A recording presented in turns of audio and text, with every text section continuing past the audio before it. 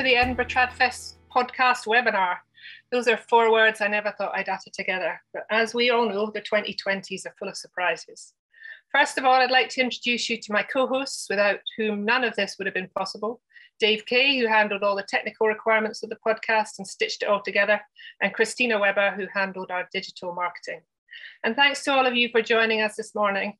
The aim of this webinar is to tell you why we decided to make a podcast earlier this year and how we did it when we had never done anything like this before. I should say at this point that the we I am talking about is myself and my co-host, producer, Douglas Robertson. The team we have assembled here today were not all total rookies, of course. Dave here began making podcasts for the Edinburgh Book Festival in 2020. You find me back in our makeshift studio in our spare bedroom. We transformed it in March of this year so we could host interviews online, and we'll talk a little bit more about the kind of equipment you need to do the same with Dave a little later on. I should also mention that we'll be discussing how to record remotely in this webinar because that's what we did. Of course, the situation now means that interviews, etc. in person are allowed again, but since we didn't record that way, we won't be covering that. So feel free to send your questions via the Q&A button as we go, and we'll get to those at the end of the webinar. For those of you who don't know, I am Jane Ann Purdy, one of the 2-person team who run the Soundhouse organisation. We promote live concerts across Edinburgh, and since 2019 have been producing Edinburgh Tradfest in April, May. That means we only got to do it once in normal times. In 2020, we put together some online shows and video, but in 2021, we're all set to do socially distant concerts and outdoor shows when Edinburgh found itself in a level 3 lockdown and no concerts were allowed. So from February 2021, that meant pivoting our festival plans to go digital once again. We were pretty depressed about that. We expected phenomenal weather in May, as in 2020, and that our audiences would be extremely tired of watching music online. So we thought for a while if there was something else we can do. I love podcasts because you can listen to them anywhere at any time. And I pictured people listening outside on a walk, in the bath, or just while having their breakfast. Luckily, I was able to convince my co-producer and Creative Scotland that this was a good idea. So in the end, we planned 2 online concerts which had content unique to Edinburgh Tradfest, our opening and closing concerts. That left us with 9 days to fill, hence the 9 podcasts that we made. And the rather unusual idea of releasing 1 a day. As you may know, most podcast episodes are released weekly. It's impossible to tell how many people listen to them daily as they were released, but we were relaxed about the frequency as the podcasts will stay online for a year, meaning listeners can decide on their own schedule. I would say that the first thing you should do if you want to make a podcast is to listen to lots of them. I absolutely love them, as I said, so I was well ahead on that score. My partner Douglas barely knew what a podcast was, and we found out that some of our audience were similarly clueless, something that Christina will mention later. Like their radio show Antecedents, podcasts take all shapes and formats, the most popular being story-based and interview-based. Our initial concept was a podcast that could involve all the musicians who are once again being denied a chance to connect with our audience in person. That was pretty much it. We had to work out the format as we went along. The most obvious idea was to conduct interviews with the bands, and so I'm going to talk about that first, as we did quite a lot of that. I should say at this point that we chose ourselves as hosts because we didn't have a lot of time, and we already knew the bands personally, all except one, which made the interviews a lot easier. Personally, some of my favourite podcasts have 2 hosts, as the interaction between hosts often adds another dynamic. As we are a couple, I thought that might work too. You can judge for yourself. Welcome to the final Tradfest podcast. It's been a really steep learning curve, but we'll hit the ground running when the next pandemic hits. Douglas. I'm Douglas Robertson. And I'm Jane Ann Purdy. What's on the show? So if you're planning to be podcast hosts, you'll find it's a lot harder than it looks. You're probably listening to me umming and ahhing here, and any vocal habits you might have are extremely difficult to kick. We just had to get on with it and do the best we could. For a guide to interviewing online and the kind of kit you will need, let's hear from Dave Kay. Hello, everyone. I'm Dave, and I was approached by Douglas and Jane Ann this year to record the podcasts.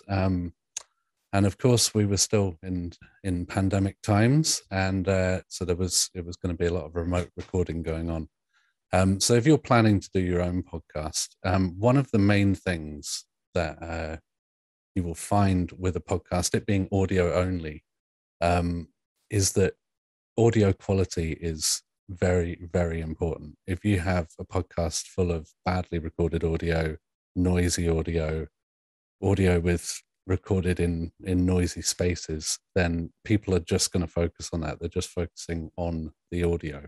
They don't have any video to compensate for it or anything like that. So part of what you need to do as a host is choose your equipment. And I would advise that basically we've got something like this, which is an Audio-Technica USB mic. I'm currently talking through an Audio-Technica microphone at the moment, and gives a really good result. It's very, very simple to use. It has a headphone out. You just plug that into your computer via USB, and that will give you a really good result as a host. And then one of the other things to check, obviously, is the people that you are recording. In this particular podcast, we had a lot of musicians who had home studio setups, had very nice microphones. So we had a lot of good results from the musicians. A lot of them were very well prepped.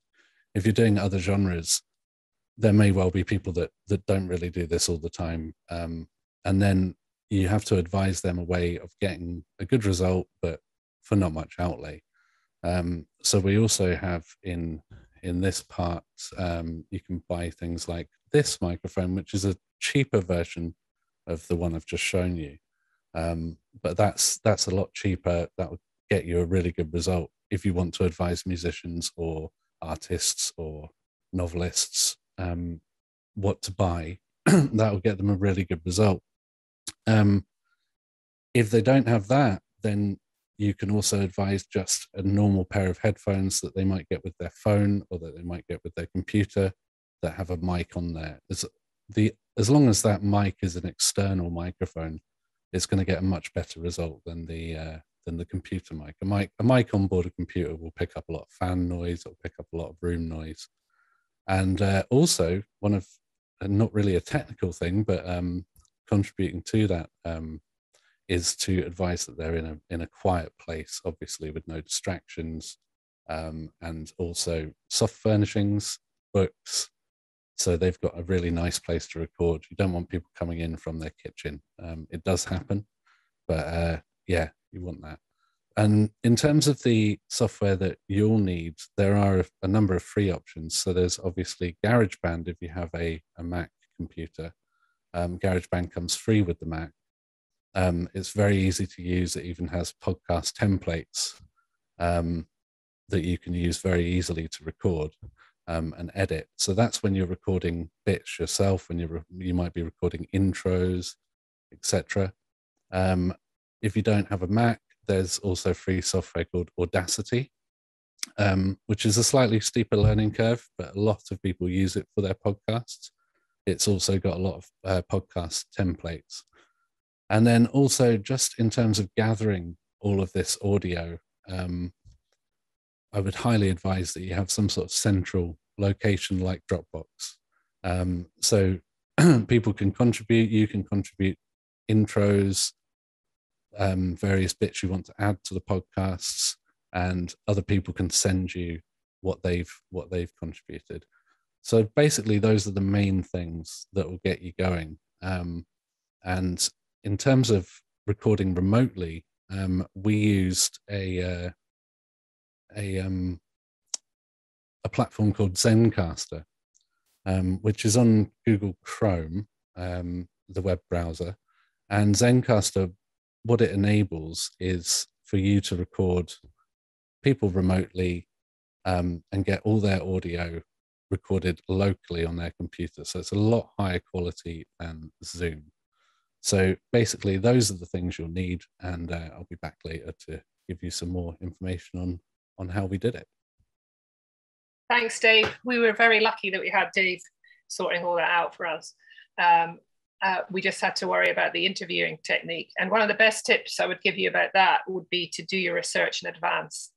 Even though we knew most of our interviewees pretty well, I had a phone call with each person in advance so I could get an idea of how the chat might go. In an ideal world, you want to stick to time when you're doing the interview, so you don't want to have to edit too much audio from the interviews.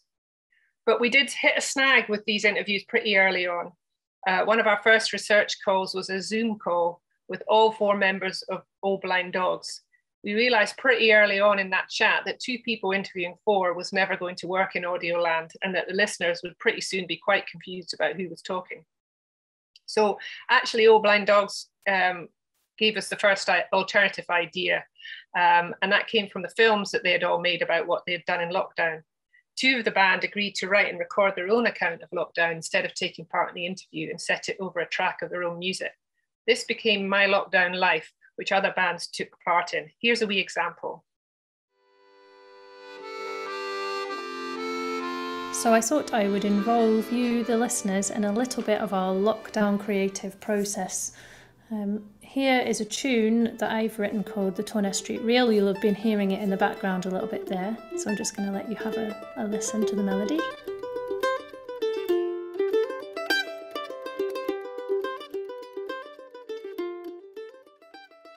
Other bands had other notions. We had stories from Sugar Nifty and Moish's Bagel that they put together in communal recording sessions online with Dave. And 2 bands supplied a day in the life content that each one of them sent separately about their lives during lockdown and what they were doing to get together online in person. Some of them had some quite surprising stories. Here's a little clip from Ross Martin. So I'd like to introduce you now to the hero of our story, the velvet swimming crab. Now, these, if you've seen these wee things, they're about the size of my hand. They're like dark brown. They've got back legs that got kind of evolved to swim a bit, so they can swim up and down the water column. And they've got a fine hair on their back, which gives it a feel of velvet to the naked hand.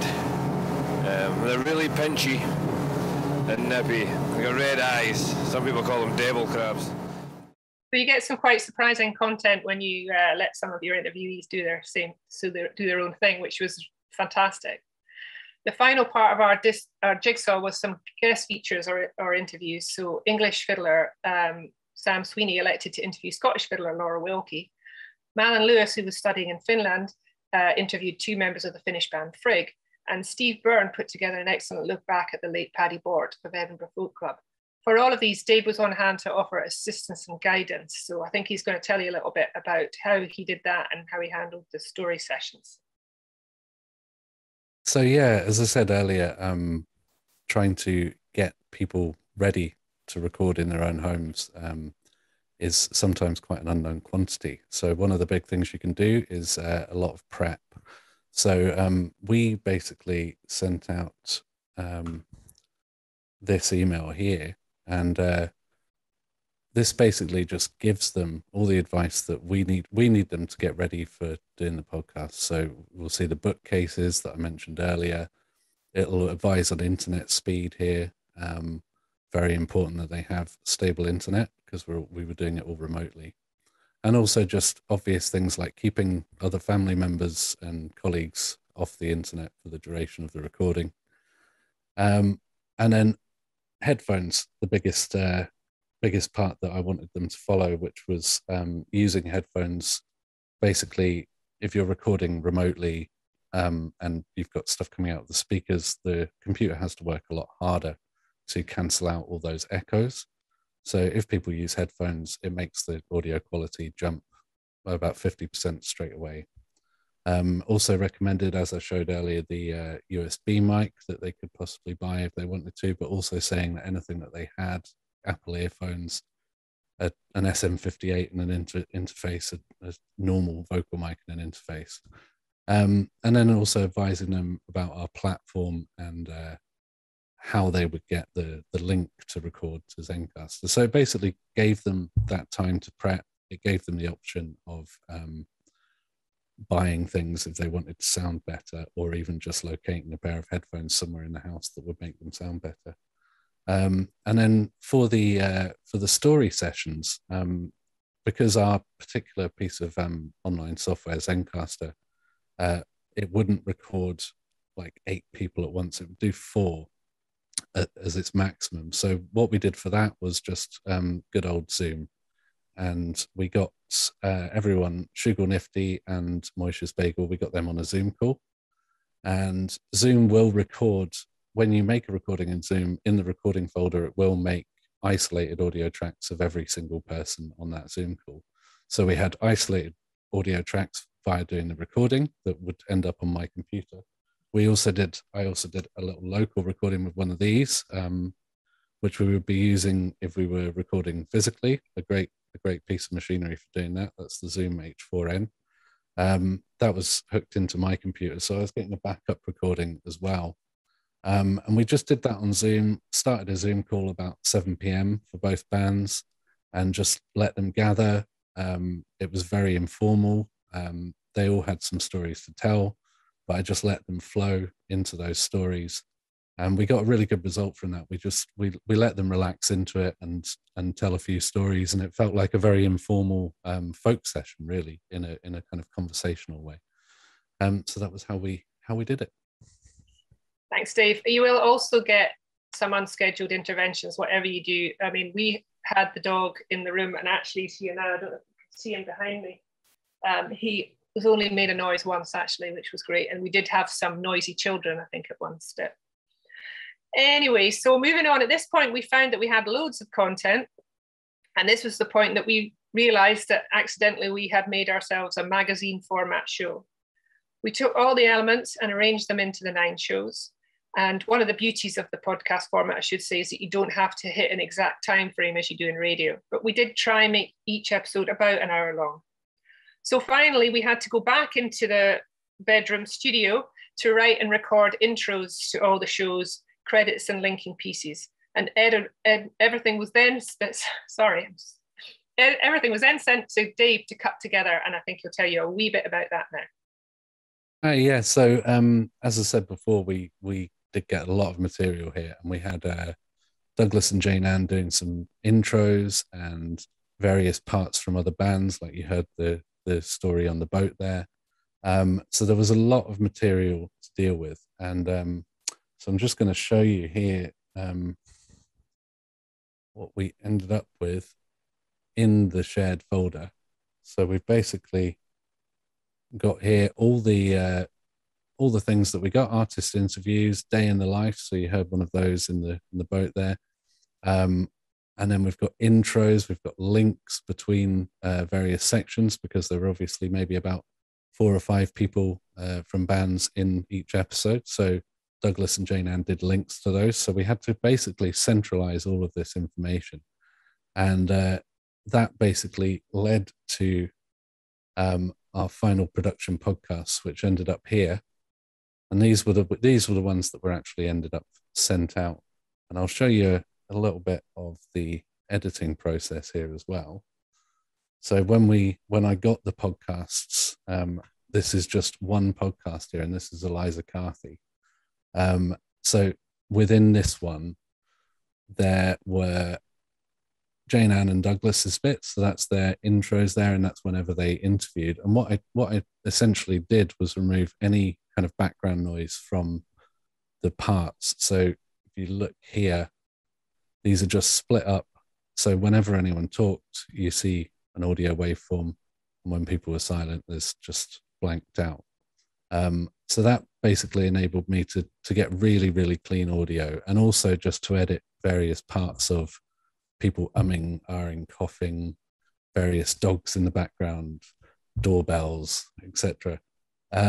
So we could basically do a very, very, very precise edit by doing this. And then that produced these parts here, which it says here, J&D silence removed. So that's basically the end track with all of its silence removed. And then here we would put an intro to the podcast.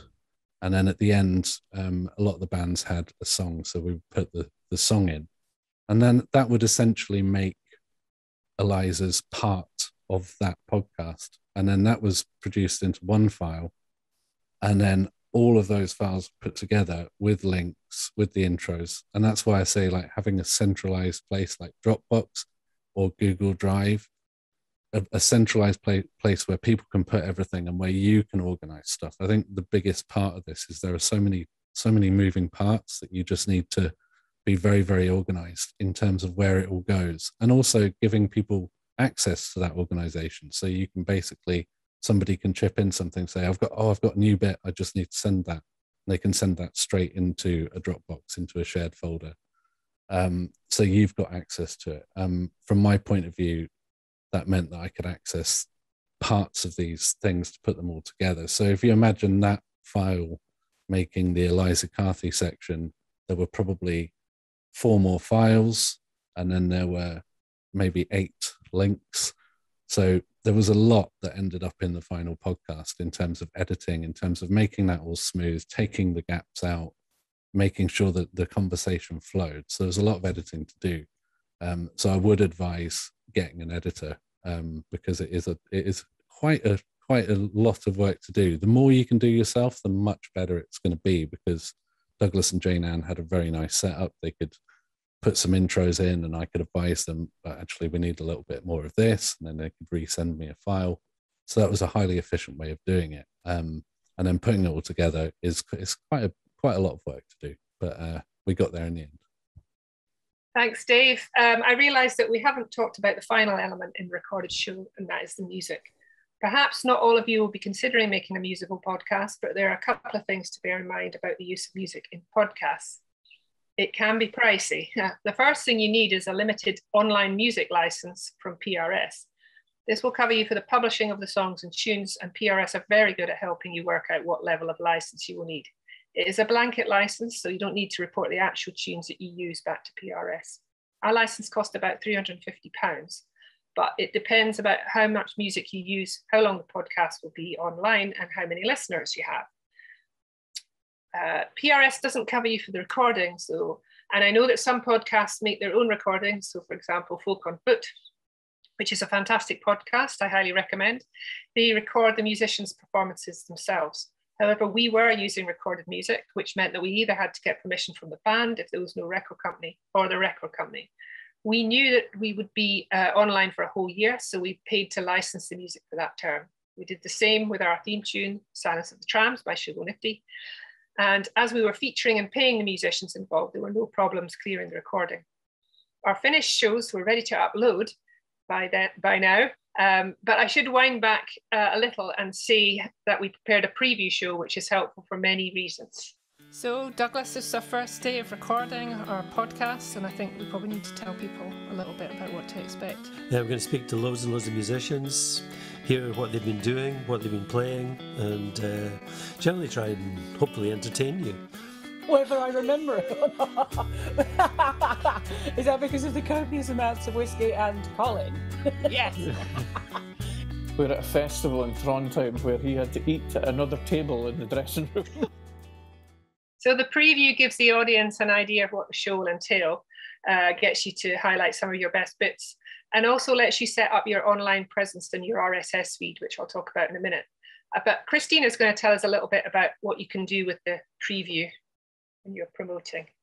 Thank you. Yeah, I think the preview is really essential, not only for the tech side of things, getting your RSS feed set up and everything, but it's also really your first chance to market the podcast. And I think you need to do kind of 2 things if possible with the preview, which is introduce what the podcast is going to be as a product, so that people know exactly what podcast they are kind of going to be listening to.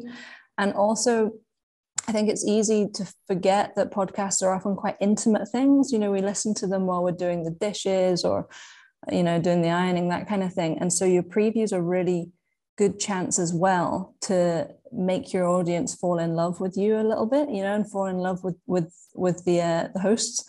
And so I think it's really good to try and make it as human as possible, and kind of get people hooked that way as well.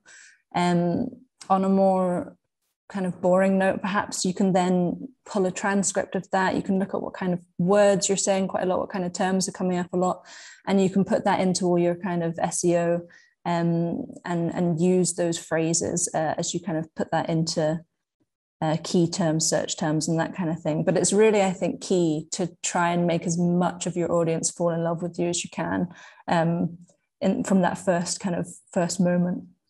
Thanks. Our preview was ready about 1 month before the podcast was due to go live.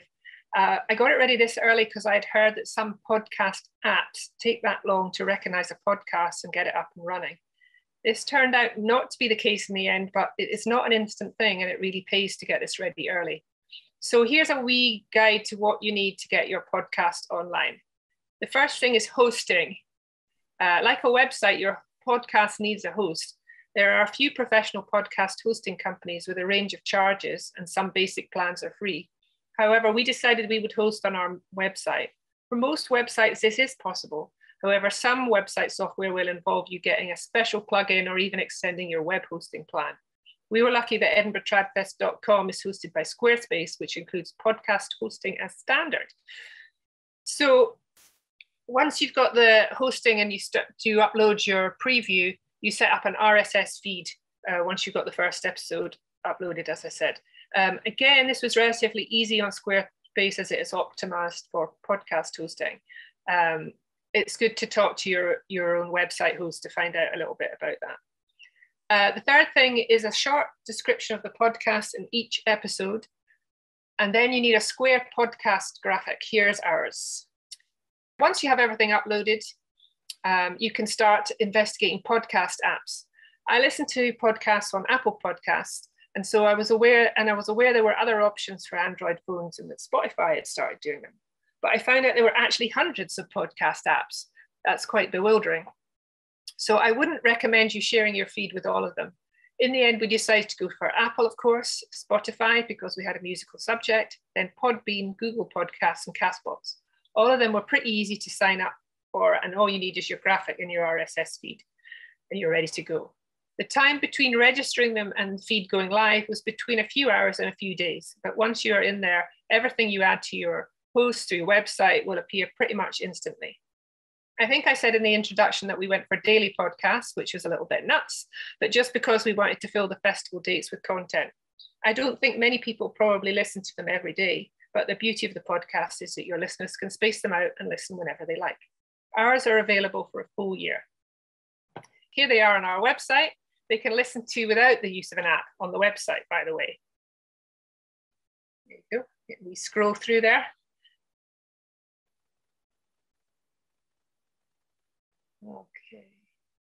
So I would say that weekly delivery is pretty normal and probably works really well. We uploaded all of ours at the same time, but used an advanced scheduling to deliver them at midnight each day.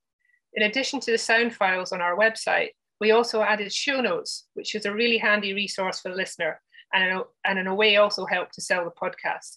Here are the notes for episode 1 to give you an idea. So you can see all the elements in the show, details of the music played, and how you can buy it online.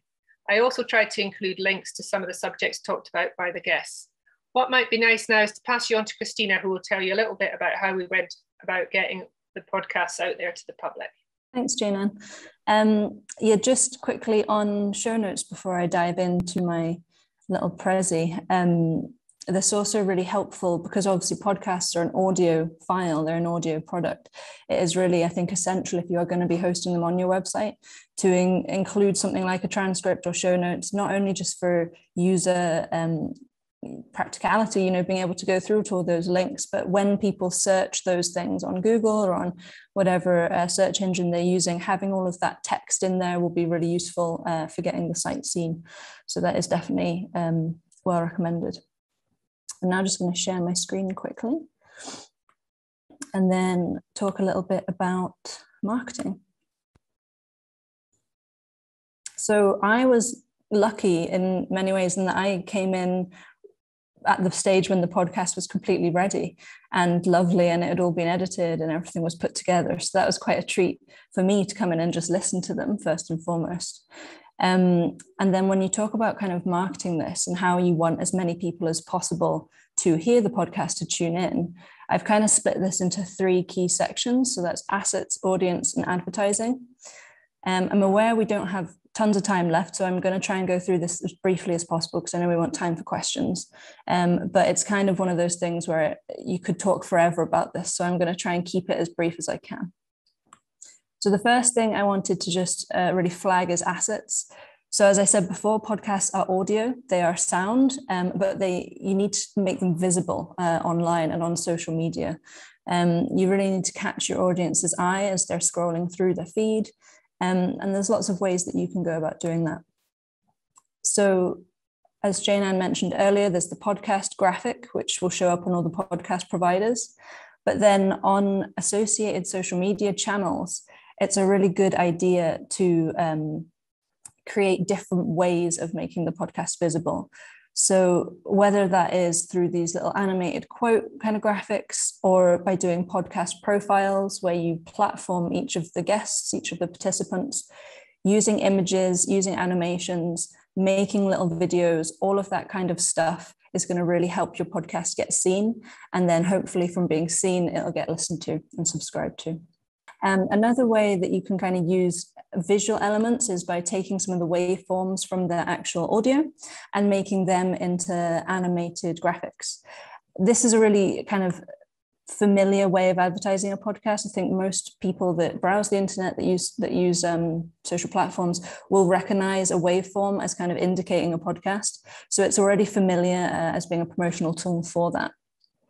If you can keep it accessible, you want to include subtitles on that waveform, just so that either someone scrolling with a hearing impairment can still understand what the podcast is about, and also because a lot of people browse social media with their sound off, so on buses and that kind of thing. So keeping subtitles on there is key if you can. Use a cool visual, keep it on brand. You want to consistently reiterate the brand of the podcast, the visual brand as well, the identity, and try if you can to keep it short and sweet. I would say aim for under 30 seconds, but the shorter the better, really, because you just want to grab someone with a particularly kind of interesting clip. So there's a little video here. Hopefully you should be able to hear it. To create the body percussion for it. And it's a bit of a blues number. And the lyrics were really inspired by how hard it is after a time to do what now we call adulting. Of just continuing on through the boring stuff, through the things that just need to be done, and to try to stay creative and try to stay on your path.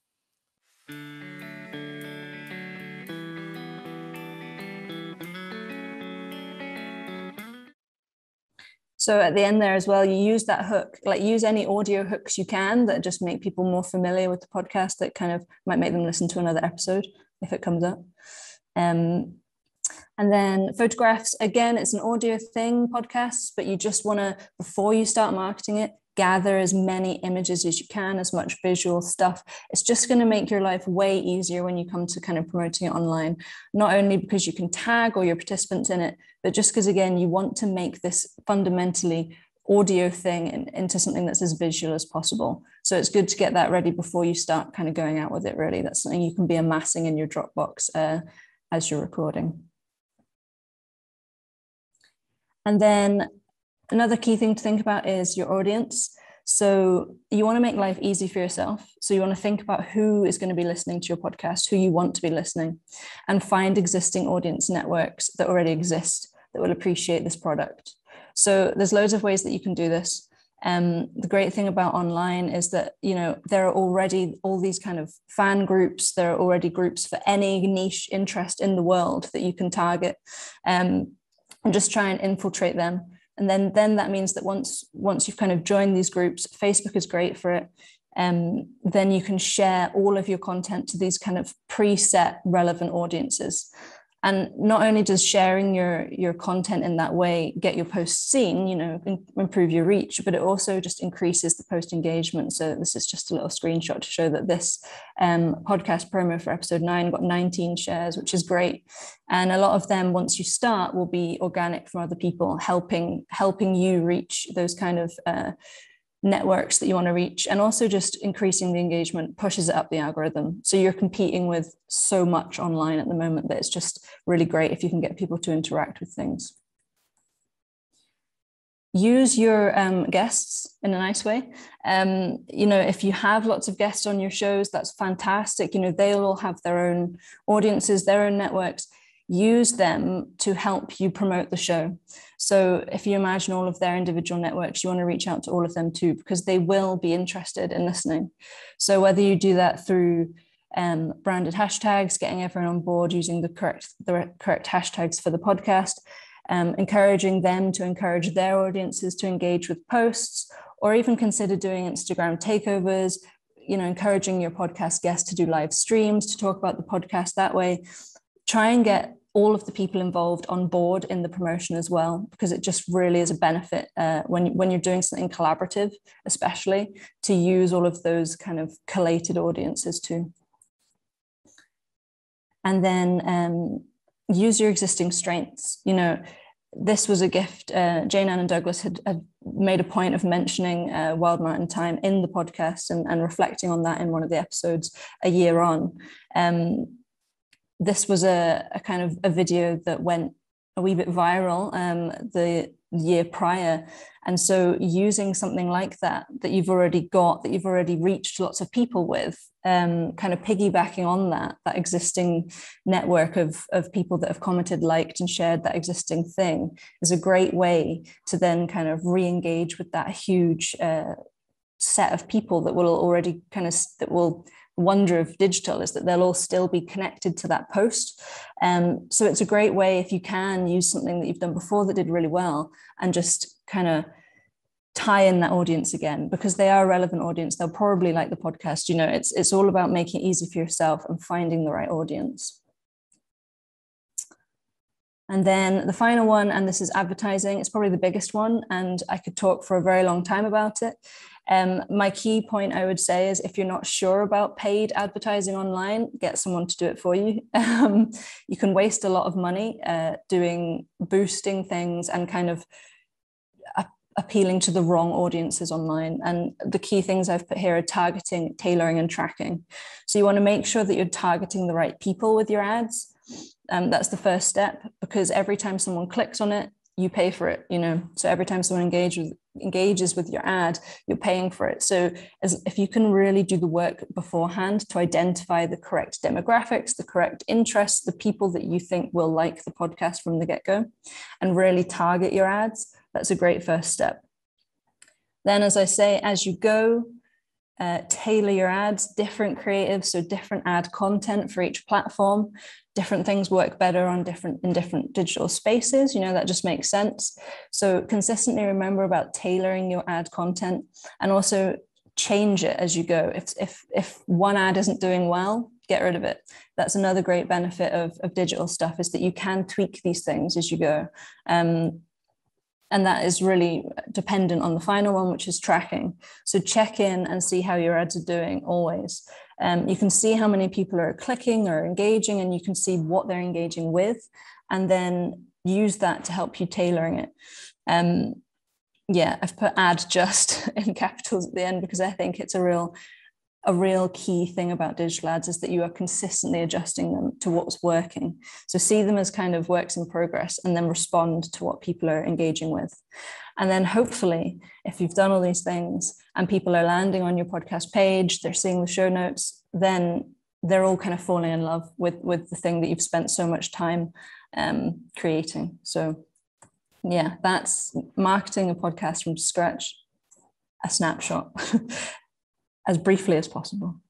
Thank you. Thanks, Christina. I don't think we had any idea about how many listeners we would get.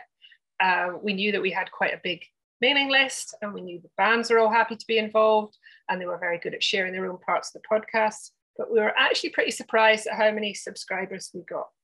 In the end, our subscriber numbers went up to about 5,000, which we were absolutely delighted with. It was a much bigger audience than we could have had for our concerts. As we return to live gigs, fingers crossed, we are actually planning another 4 episodes in the run up to next year's festival to use it as a publicity tool, and we await our funding decision for that. That's an important point, because one of the downsides of podcasting is that while it's a great democratic medium, absolutely anyone can publish a podcast, it's not that easy to cover your costs. So unless you can do everything yourself and you have acres of time, then it takes money. And you can't make money from them unless you've got one that's super popular and attracts advertising. I feel like I'm ending on a negative note, and I don't want to put you off, because I think it's a fantastic medium that's full of possibility.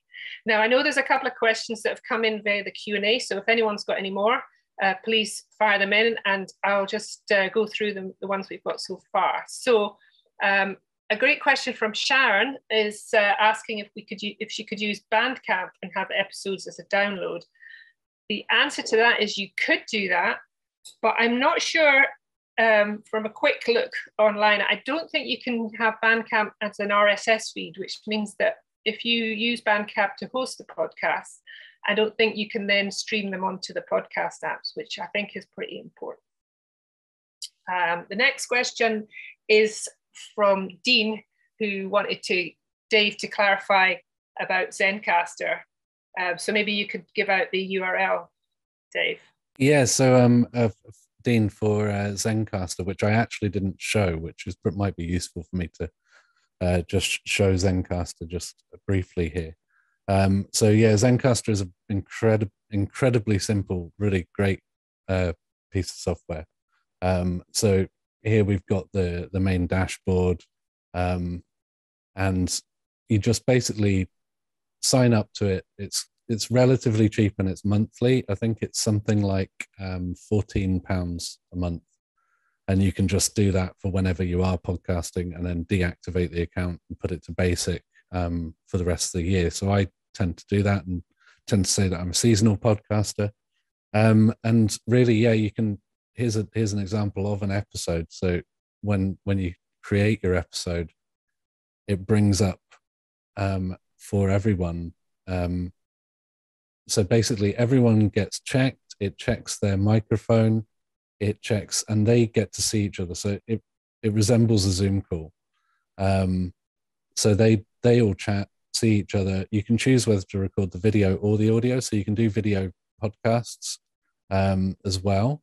And they all get a timer. When I hit start recording here, it goes into it does a timer here. So if I do that, it goes 3, 2, 1, and then it will start recording. And all of this is just built in. And then once the episode is done, you'll see that uploads. It uploads straight to me. So when I go to my dashboard now, I've connected my cloud drive. So when I go to Dropbox, that recording I just did is right there for me.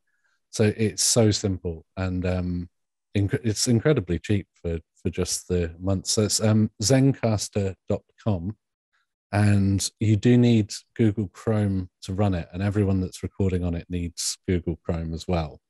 So everyone has to download Google Chrome. It's the way that Chrome deals with microphones and videos. So Safari is not as adept at allowing microphone and video access. So Chrome, it basically asks your participants, could we use your microphone? Could we use your camera? And then they go into that call. It seems to them like a Zoom call. They just chat away, but you're getting high quality recordings that are done locally. So there's no internet compression. So it's www.zencaster.com. Thanks, Dave. There don't seem to be any other questions. Has anybody else got something they're bursting to know? You can send it via the Q&A. Give you a minute to, obviously been quite comprehensive here. Or everyone's dazed by all the information. If anyone wants to get in touch, oh, thanks, Sharon said it's a brilliant podcast. Thank you very much. That if anyone else wants to get in touch, you can do so via the edinburghtradfest.com. Any messages you sent via the contact form will come straight through to me. But if that's it for everybody, thank you everybody for joining us. And thanks very much to Dave for all the technical details, to Christina for all that fantastic marketing stuff. I must thank Andy Arneil, who is our webinar producer, and who's making it all look a bit slicker than it would otherwise. And I should probably say thanks to Colin for sleeping all the way through. Oh, we've got a question, Jane, and we've got Terry asks, excuse my ignorance, what's a waveform? Ah, there you go, Christina. So it's, how to describe it? It's like a way of audio being a visual thing. So, you know, when you listen to a piece of music, yeah, so it's that little kind of visual indicator of the levels of a piece of audio. But there's loads of ways that you can do it. You can kind of take a little clip and animate that audio moving, so that you kind of represent that it's a sound bite visually. So it's just a visualization of audio, essentially. But they've become synonymous with podcast promotion online. sometimes people use them for, to promote anything that has sound. But I think generally if you use these as an animated version, people will think that that it's a podcast that you're promoting. So it's quite useful. Oh, here's another question coming in from Eric. Wants to say that Zencaster works on Microsoft Edge as well. So not just it does, Eric. It does. Thanks for that. Cool. Okay. So is everybody happy? Oh, there's more coming in now. They're all asking questions. Brilliant. Okay. So Sharon's asking if you can access this again. Yes, it's going to be recording. Tom wants to know how much it costs for us to do 9 episodes. Tom, I'll need to email you that, because I'd need to look at my budget, because I can't remember that off the top of my head. So yeah, we'll send out a link when we get this up online, so you can flick through all the boring bits and just watch the interesting stuff at the end. So any more questions?